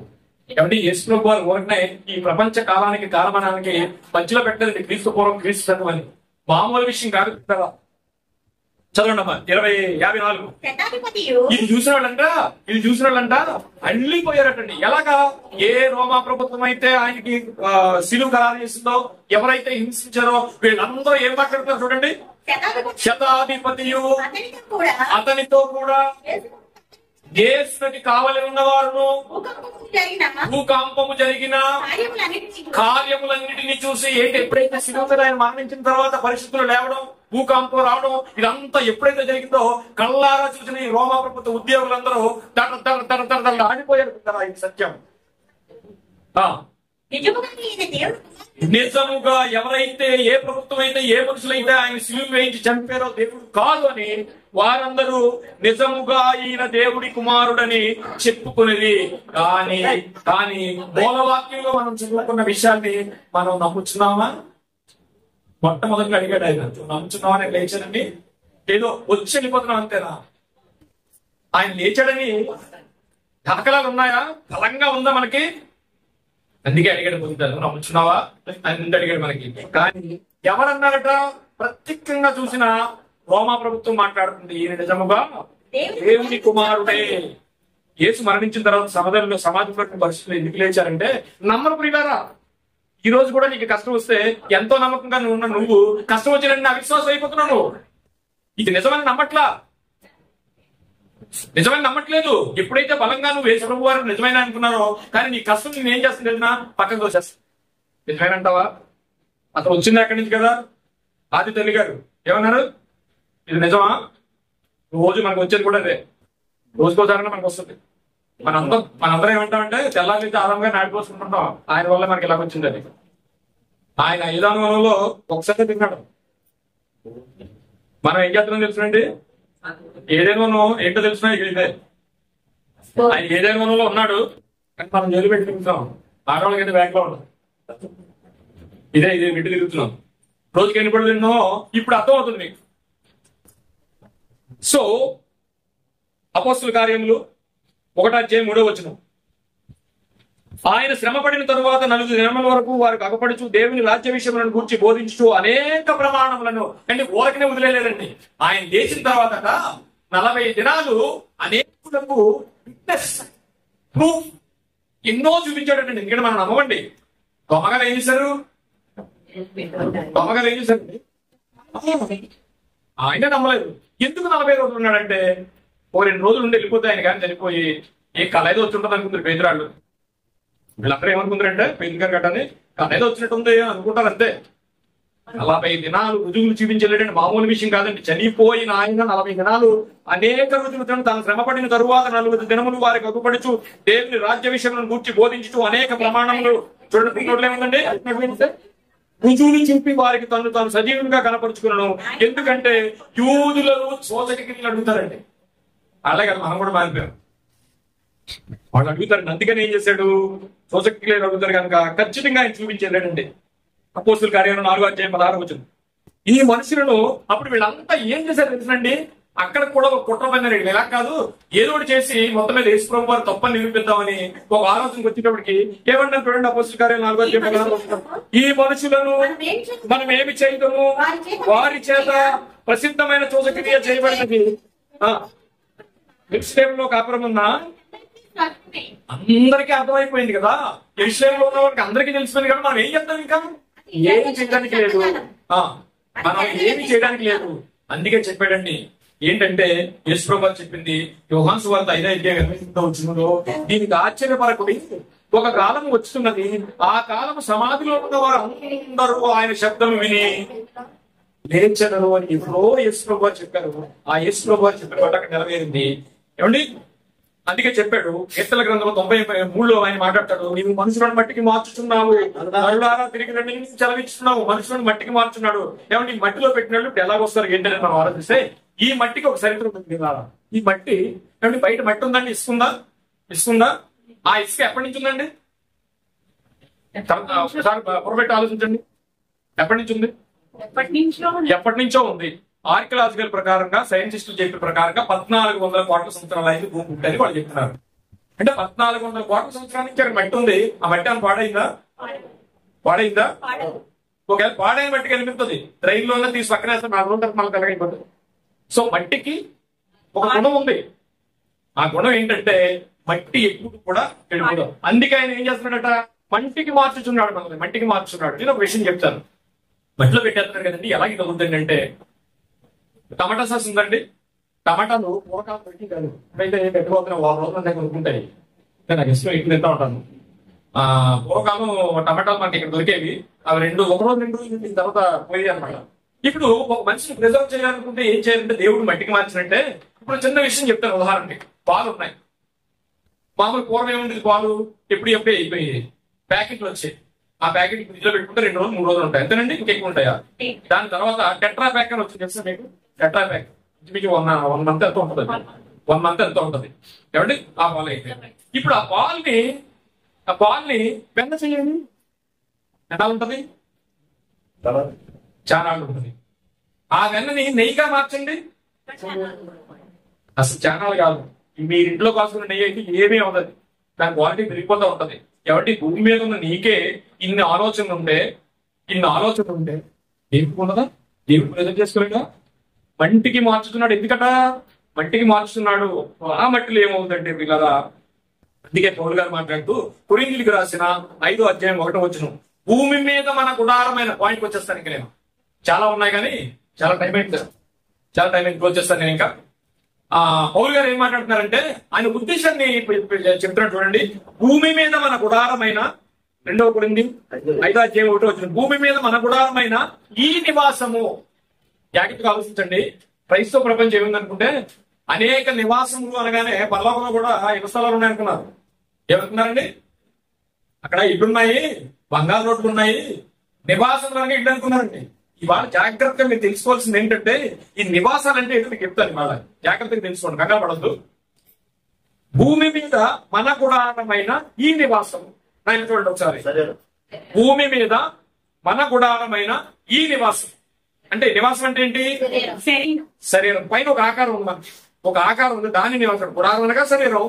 దాని మీద భూమి మీద గుడారమైన ఈ నివాసము శిథిలమైపోయినను చేతి పని కాక అన్న వాక్యం చూడండి. చేతి పని కాక దేవుని చేత కట్టబడింది నిత్యమైన నివాసము పరలోకములో మనకున్నదని వెలుగుతాము. ఇప్పుడు వరకు కూడా ఇది కూడా ఇంకా పరలోకంలో నివాసాలు అనగానే మళ్ళీ ఈ స్థలాల కింద ఉంది ఇక్కడ కూడా. కానీ పైన ఆలోచిస్తే ఆ నివాసం ఇళ్ల స్థలం కాదు. ఇంకా క్లారిటీకి వెళ్దాం.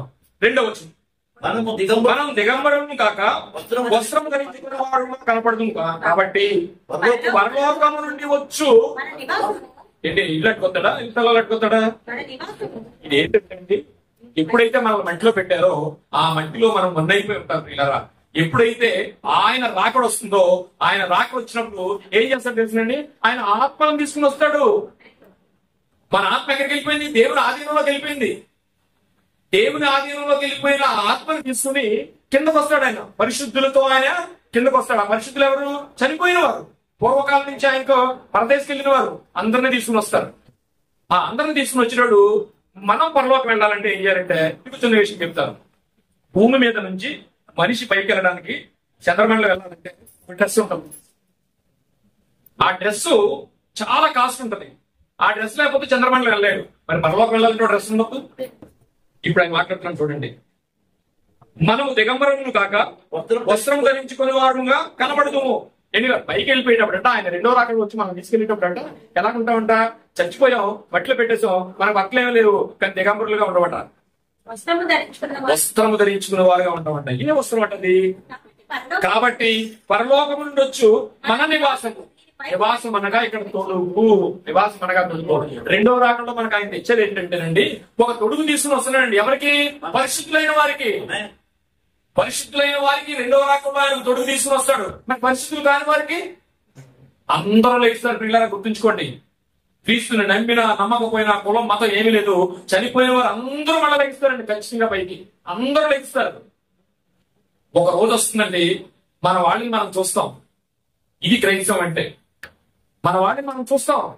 అది పరలోకమా లేకపోతే నరకం అనేది పక్కన పెడితే ఖచ్చితంగా మన వాళ్ళని మనం చూస్తాం కదా. అదే చెప్తున్నాడు. కాబట్టి పరలోకం నుండి వచ్చి మన నివాసము దీనిపై ధరించుకుని అపేక్షించ దీనిలో మూలుగుతున్న పౌలు గారు అన్నారు. రే బాబు, నేను ఎందుకు ఇలా పెడుతున్నాను తెలిసిన, ఎందుకు నీకు కష్టాలు పడుతున్నాను తెలిసిన, పరలోకం నుంచి ఒక తొడుగు వస్తుంది, ఒక నివాసం వస్తుంది. ఆ నివాసాన్ని ధరించుకోవాలని నీకు కష్టాలు పడతా. ఏంటంట నివాసం? రెండవ రాకడలో నీకు నివాసం వస్తుంది. ఆ నివాసాన్ని ధరించుకోవాలంటే నివాసం అనగా ఇళ్ల స్థలాలు కాదు, ఇటు కాదు. నెక్స్ట్ 3వ వచనం. ఈ గుడారంలో ఉన్న మనము వారము మోసుకుని మూలుగుచున్నాము. ఎన్నాళ్ళు దొరుకుతాం? అంటే బతుకులో ఏమైనా ఉందా అని చెప్పేసి ఏం చెప్పాడంటే 60-70 సంవత్సరాలు ఒకవేళ అధిక బలం ఉన్నాయటలా. 2 రోజుల క్రితం నేను ఒక టెస్ట్కి వెళ్ళాను. ఉదయాన్నే నాకు 10 పేషెంట్ ఉంటారు. ఆ పేషెంట్ దగ్గరికి వెళ్ళేటోడికి ఆయన చిన్న ఆల్బమ్ పట్టుకుని అలా చూసుకున్నాడు పొద్దుట. ఆవిడ అన్నది బాగా క్లోజ్ లేదు నాకు. ఆవిడ అన్నది లేక బాగా వచ్చాను, ఇంతేనండి పొద్దుట లేచి చూస్తుంటాడు ఈయనట్టుంది. ఆవిడ పెద్దోళ్ళండి, 75 అలా వాళ్ళు అనమాట. అంటే వెతికి ఏం చూసుకుంటాడు అనుకుంటాను. ఆయనకున్న ప్రాపర్టీస్ అన్ని బొమ్మలో ఉన్నాయి. అక్కడెక్కడో చోట ఉన్నాయి, ఇళ్ళు, ఇవన్నీ మొత్తం కోట్ల రూపాయలు అనమాట. అవన్నీ కలిపి కొందరు ఉన్నాయి. చూడడానికి కొన్ని కూడా కనిపించలేదు. సో ఈ గుడారంలో మనము భారము మోసుకుని మూలుగుచున్నామట. కానీ దీని తర్వాత నిజమైన క్రైస్తవుడికి ఎంత ఉందో తెలిసినట్టు ఎందుకు అనుకుంటున్నారండి? యాకోబు గారు, ఇస్సాకు గారు, వీళ్ళందరూ గుడారాలు వేసుకుని ఎందుకు బతికారనుకున్నారు? తెలిసిపోయింది దానికి విషయం. మనకి తెలిసి తెలియడంగా ఉందంటే. అందుకని తెలుసు, కానీ లోపం లాగేస్తూ ఉంటది. ఈ గుడారంలో ఉన్న మనము మోసుకుని మనం ములుగుచున్నాము. ఇది ఈసీలైనది కాదు, కానీ మధ్యమైనది జీవము చేత మింగి చేయబడినట్లు ఆ నివాసము దీనిపై ధరించుకొని కోరుచున్నాము. చూడండి, మళ్ళీ చెప్తున్నాడు. ఆ నివాసము ఏ నివాసం? స్థలం కాదు, ఇల్లు కాదు అండి. ఆ నివాసము దీనిపై ధరించుకోరుచున్నాం. అంటే యేసుప్రభు వారి రెండో రాకడలో ఏం చేస్తాడంటే పరిశుద్ధులైన వాడికి లెక్క ప్రకారంగా ఆయన అందుకే అంటాడు, నేను వెళ్ళటం వల్ల మీకు ప్రయోజనము, నేను వెళ్ళిన తర్వాత మీకు ఆదరణకర్త వస్తాడు. ఇప్పటి వరకు నేను వెళ్ళి మీకు స్థలము సిద్ధపరిచాను. నేను స్థలం అంటే ఇగో నివాసం. స్థలం అనగా అది కాదు, నివాసం. ఈ నివాసం వస్తేనే పరలోకం వెళ్తాము. నివాసం రాని వాడి పరిస్థితి ఏంటో చూద్దాం.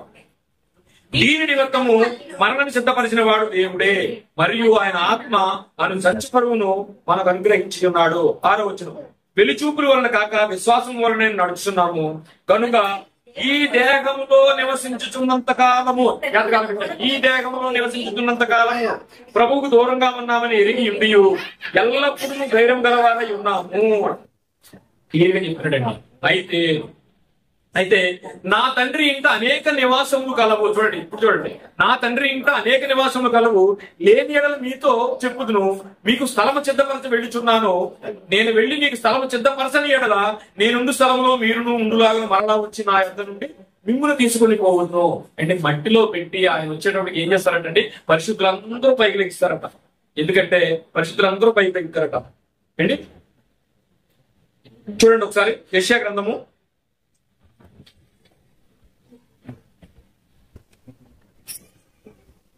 29వ అధ్యాయం యెషయా గ్రంథము 29వ అధ్యాయం 16వ వచనం చూడండి. అయ్యో ఆ, అయ్యో ఇదంతా ఎంత మూర్ఖులు ముగ్గురికి పట్టికి భేదము లేదని ఎంతగదునా? కాదమ్మా, ఒక నిమిషం.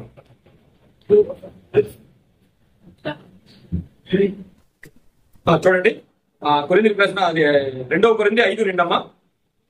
పరలోకంలో మనం ఉండడానికి అవసరమైన మహిమ శరీరాలు అని తయారు చేసుకుని మన మీదకి వస్తున్నాడు. 5:2లో మనం దిగంబరులు కాక వస్త్రం ధరించుకుని ఉందని మనకు చెప్పిన విషయాన్ని పరలోకం నుండి వచ్చు మన నివాసము దీనిపై ధరించుకుని ఆపేక్షించున్నాము, దీనిలో మునుగుచున్నాము. ఇప్పుడు విషయం ఏంటంటే పిల్లరా, అందరూ పైకి లేస్తారు. అందరూ పైకి లేచిన తర్వాత అక్కడ 2 బ్యాచ్లుగా ఉంటాయి. అందరూ అక్షయం ధరించుకుని లెగిస్తారు. ఏమండి, భూమి మీద ఉన్న ప్రతి మనిషి హిమాలయాల్లో చనిపోయాడా, సముద్రంలో చనిపోయాడా, ఇవన్నీ భూమి తీసుకొచ్చి చేస్తుందండి, దేవునికి అప్పగిస్తాడు. చాలా ఉన్నాయి కానీ ఇంకా టైం లేదు. అందరూ తీసుకొచ్చి అప్పచేస్తుంటారా. ఆ అప్ప చెప్పినప్పుడు ఎప్పుడైతే యేసుప్రభు వారికి ఎందుకు వచ్చారో, ఈ భూమి మీదకి రాలైన మధ్యాకాశానికి వచ్చారో, ఈ ధరించుకొచ్చిన ఈ నివాసాలు అంటే వచ్చే వాళ్ళందరూ ఎవరైనా పరిశుద్ధులు, వాళ్ళ ఆత్మను తీసుకుని వస్తాడు ఆయన. మట్టిలో ఉన్న ఈవిడ పైకి లేస్తారు. ఎప్పుడైతే మట్టిలో మనల్ని పెట్టారో మరలా ఈ మట్టి అయిపోయిన శరీరంగా మారుతుంది. దాని గురించే చెప్తున్నాడు. ఆ శరీరం వారు పాతాళంలో చూడమా, కీర్తన గ్రంథము 49:14. కీర్తన గ్రంథము వినిపిస్తా. కీర్తన గ్రంథము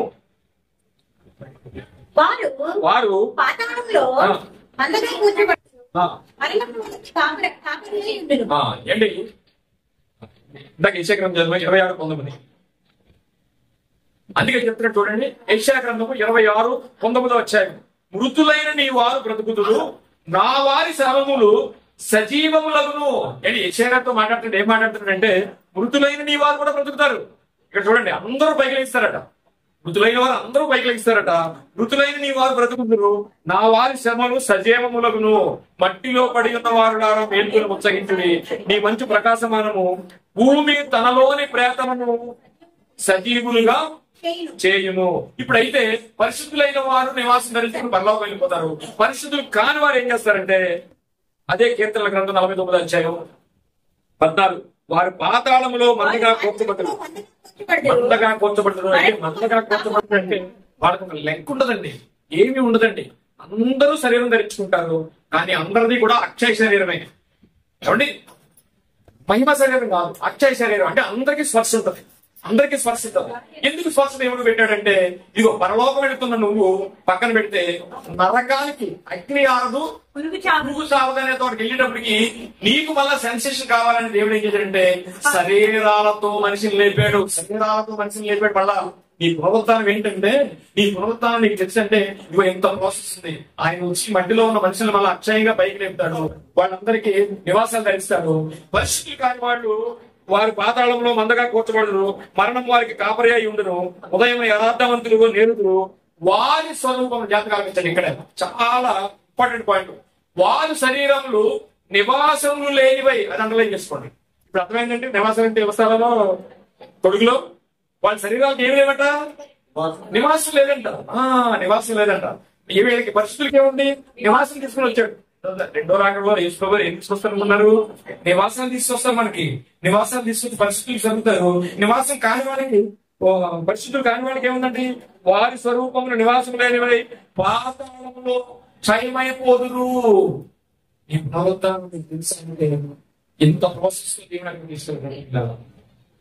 ఇది దేవుడు మనకి ఏర్పరిచిన విషయాలు పిల్లరా. ఇంకా అనేకం ఉన్నాయి, కానీ వీరి విషయాన్ని బట్టి జాగ్రత్తగా జరిగేది కనుక, ఇది సత్యం కనుక తెలిసిన అనేక విషయాలు మళ్ళీ మీరు తెలుసుకోండి. చిన్న ప్రార్థన చేసుకుందాం. మహోన్నతుడును మహాపరిశుద్ధుడైన మా పరలోకపు తండ్రి, ఈ రాత్రికాల సమయంలో నీ కృపను బట్టి ఆయన మీరు మాకు రాయించి ఇచ్చిన పరిశుద్ధ గ్రంథం కొన్ని మాటలను ఆయన అల్పులపైన మేము వివరించడానికి, మీ పిల్లలు వినడానికి మీరు ఇచ్చిన అవకాశానికి కృతజ్ఞతాస్తుతులు చెల్లిస్తూ, ఆయన విన్న వాక్యాన్ని విడిచిపెట్టకుండా ఆయన వారి మరణాన్ని వాక్యాన్ని నెవరేసుకునే ఆధ్యాత్మిక స్థితిని వారికి దయచేయండి. భక్తిలో తీవ్రత పెంచండి. ఏ విషయాలైతే విన్నారో ప్రతి విషయాన్ని మళ్ళా నెమరవేర్చుకునే స్థితిలోకి వారిని పంపించండి.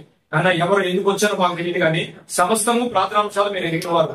అయినా ఇగో తల్లి గారి విషయమై, ఇగో పాస్ గారు వారి పిల్లలైన వారికి కొన్ని విషయాలు తెప్పించడానికి నన్ను పిలుస్తుండగా ఆయన ఇందులో ఎలాంటి అపస్థితులున్నా నన్ను క్షమించండి, నా సొంత జ్ఞానం ఉంటే నన్ను క్షమించండి.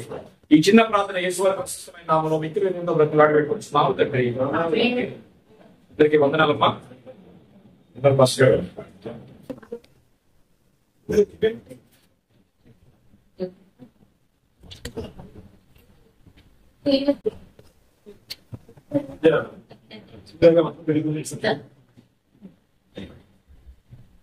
ఇంతవరకు వచ్చిన ఈ మాటలు ఎందుకంటే ఇలాంటి ఎవరు చెప్పదు, వినడానికి కూడా మనకు ఇష్టపడదు. చాలా సబ్జెక్టులు ఉన్నాయి, మరి ఇలాంటి సబ్జెక్టులు ఎవరు చెప్పరు. అంటే చచ్చిపోయిన తీసుకొచ్చి బాధపడడం అయిపోయింది అనుకుంటాం, కానీ ఒక తొడుగు తీసుకొని రావడానికి సిద్ధంగా ఉన్నాం. మట్టికి ఎంత విలువ తెలుసా మీకు తెలియదు. మట్టి మట్టి మట్టి కాదు, అంతేత మట్టికి మనం ఎంతో మట్టిలో నుంచి వచ్చాం, మన్న అయిపోతాం. ఈ మన్న అయిపోయిన వ్యక్తిని మళ్ళీ తీసుకెళ్ళి మళ్ళీ బాధపెడుతున్నాం. ఇప్పుడు యేసుప్రభువు వస్తాడు. మామూలుగా చెప్తే ఎవరు నమ్మరు కదా. బాబు గారు చాలా సమయం తీసుకుని చాలా మంచి విలువైన వర్తమానం వచ్చినప్పుడు మనం దాన్ని స్వీకరించాలి. ఇలాంటి చెప్పడు ఎవరు కూడా. ఏ ఇంటోడు కదా నటోడు కదా చెప్పితే అయిపోయింది ఎప్పుడు అంతే. అంటే నువ్వు చనిపోయింది, మీకు అర్థమైంది. ఈరోజు చనిపోయిన ఏమవుతారు? ఇప్పుడు యేసుప్రభువు భూమికి వస్తాడు, వచ్చిన ఆత్మను తీసుకుని వస్తాడు. ఆత్మలు ఎలా అవుతారు? మట్టిలో వస్తారా? చెప్పండి. మహిమ స్వరూపం తీసుకొస్తాడు. ఆ మహిమ స్వరూపాలు పోగొట్టుకున్నారు రాధామోహులు ఇద్దరు. చక్కగా వర్తమానం అందించిన ఫ్యామిలీ కానీ చాలా విషయాలు చాలా మంచి సబ్జెక్ట్ ఇస్తున్నా. అయ్యారికి నా హృదయం వందనాలు చెల్లించుకుంటున్నాను. ప్రార్థన చేసుకుని పలహారం తీసుకుని మన దేవుడి మనకు దీవించిందాక ఆయన కోసం, ఆయన పరిచయం కోసం పాప బాబు ఆయన కోసం కూడా మీరు ప్రార్థనలో జ్ఞాపకం చేసుకుని ప్రార్థన చేసుకున్నాం. ప్రేమ నమ్మకంగా లేసయ్యా, మీకు వందనాలు చెల్లించుకుంటున్నానయ్యా. నిజమే ప్రభా, మేము ఇంతవరకు చాలా లోతైన విషయాలు మీ దాసులు నిలబెట్టుకుని మాతో మాట్లాడాలి. నీకు వందనాలు. చనిపోయిన వాళ్ళు మళ్ళీ తిరిగి, ఎందుకంటే ప్రభా మా అమ్మని మేము చూస్తాం, మా నాన్న మేము చూస్తాం, ఆయన మా పిల్లలు మేము చూస్తాం ప్రభా. ప్రతి నేతలు చూస్తుందని నీ వాక్యం ఉన్నది. ఆయన పొడిచిన వాళ్ళు కూడా చూస్తారని నీ వాక్యం ఉంది. సార్ జ్ఞాపకం తీసుకొని ఎలా చూస్తాం? తీసుకుని వస్తాం. ఆయన పునరుద్ధానంలో మేము అందరూ చూడగలం ప్రభా. ఈ పునరుద్ధాన శక్తిని పొందుకోవడానికి సహాయం చేయాలి. ఈ దాసు నిలబెట్టుకుని మాకు కావాల్సిన మాటలు వినిపించారు. చాలా సమయం వెచ్చించారు. నీకు వందనాలు. తోడని మాకు అందరి జీవితంలో భరించు. ఆయన కుటుంబానికి బాగా పద్యానికి రాసించండి. ఆయన వైద్య పద్యాన్ని కూడా రాసింది. మేము బాగా తీసుకెళ్ళి ఇంతవరకు నడిపించారు. ఇదేనో తల్లిగారి యొక్క జ్ఞాపకార్థం తీసుకోవాలని మాకు ఇస్తున్నారు. ఎవరు వచ్చినా రాకపోయినా నేను యెహోవాని సేవిస్తాను, ఆధిక్యంగా సేవిస్తాను సహాయం చేయండి. చనిపోవడం తీసుకుని వచ్చారు. వారందరూ ఒక్కొక్కరిని పేరు చెప్పు దిగి చాపం బిడ్డల్ని మమ్మల్ని చేతులు పెట్టుకుంటూ ఇంతవరకు నడిపించారు. నీకే వందనాలు చేయండి. ఇస్రాయేలుని మహిమలోని అమరని పాదాల దగ్గర చేర్చుకోమని మళ్ళీ ఎవరు బిడ్డలందరూ ఆ పలహారం దీవించండి, ఆస్వాదించండి. ఆయన వారందరూ దేవపురానికి వారు వెళ్తుండగా మీరే సహాయం పంపించండి. బిడ్డల్ని మమ్మల్ని చేతులు పెట్టుకోండి. మేము కూడా మా తల్లిదండ్రులు మేము ఎలాగైతే చూస్తామో మరి మా సహోదరులు మాకంటే ముందు లోకయాత్ర గురించిన బిడ్డలు కూడా మేము చూస్తాం. అది కూడా మేము పరిశుద్ధంగా ఉంటేనే చూడగలం. పరిశుద్ధ లేకుండా ఎవరు దేవుడు చూడలేరని మాకు ఆ రీతి మేము చూసి అందరికీ ధరించమని నేను పరలోక రాజ్యానికి వారసుగా ఉన్నాం తీర్చిదిద్దమని దీని చేసి మనం అంగీకరించాం. కొద్ది మనలు మా ప్రభువైన యేసు నామములో అడుగుతున్నాం తండ్రి. రక్షకుడైన యేసుక్రీస్తు ఆదరణ పరిశుద్ధాత్మ సర్వస్వతి దేని బిడ్డలకి దాసులు సదాకాలం తోడైంది నడిపిస్తున్నారు. యేసు రక్తమే యేసు రక్తమే సంపూర్ణ విజయం కలుగుతుంది. అందరికీ వందనాలు.